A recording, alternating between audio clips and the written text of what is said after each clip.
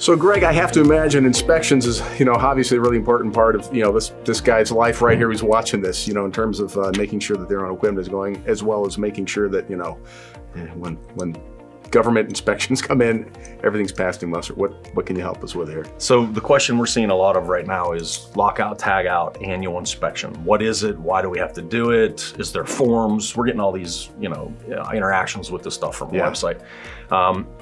And I'm like, why is that confusing? But if you sit down and look at the lockout standard, then you know why it's confusing, okay?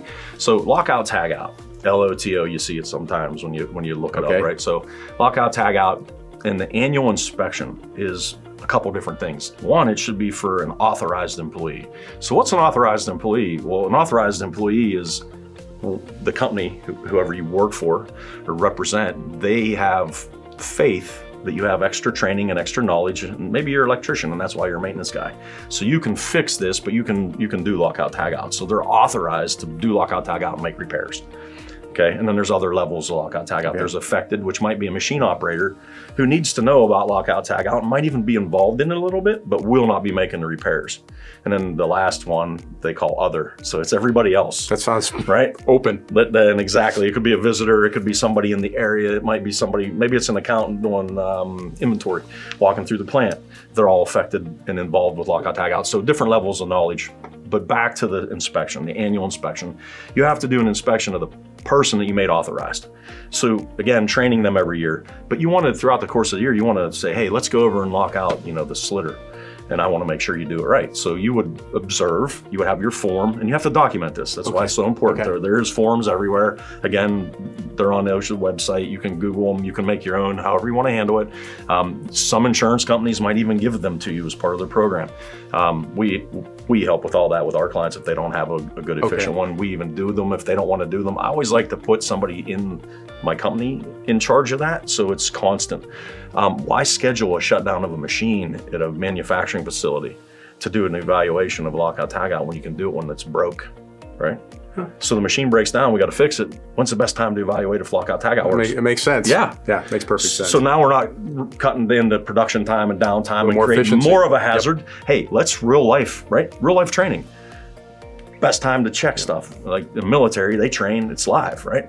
They don't wait and schedule it. They train on it's for real. What's going to happen. Yeah, real life conditions, real life. Hey, that's going to have anything to do just to make sure the guy can do it. Under the pressure. Under pressure. We got to get it rolling. Real again. life, hands-on training. So evaluate then. So they're down. He does it. You go, yep. Try to turn it on, and again, lockout, tagout. And I wish they would throw in the tryout. And he goes over and he tries it out, and it worked perfectly. The big one is what happens when you go through all the steps, and it still turns on. So throughout the course of the 3 months that it's been since you checked that machine, or 6 or 9, whatever long, somebody made a repair, somebody changed something, somebody might have bypassed something, right? So now you have a deficiency. So you document the deficiency, you fix it while you're there, and it's part of the program. So you're looking how to fix a deficiency when you find it. What if the guy makes a mistake? What if he puts his lock in the wrong place and locks out the wrong power source, the wrong power button, right? Now you have a problem. So you want to fix that deficiency also. So you're evaluating the person, and you need to evaluate each machine. You have to have machine-specific written standard for all your equipment. So you have to evaluate that every year. And so many people don't. So it's one of the gaps that we see, but it's also one of the gaps that the OSHA inspectors find. Yeah, that's the big one too, right? Yeah, right. So we're getting a lot of questions about that, so I just wanted to kind of lump it into a short description for people to try to help get them some knowledge out there. And obviously, you can do the help. Greg here can do the help. And but what's your number? Give me your number right now. Yeah, cell phone 330-502-3339. And quick reminder, again, there's plenty more great videos like this with some great information.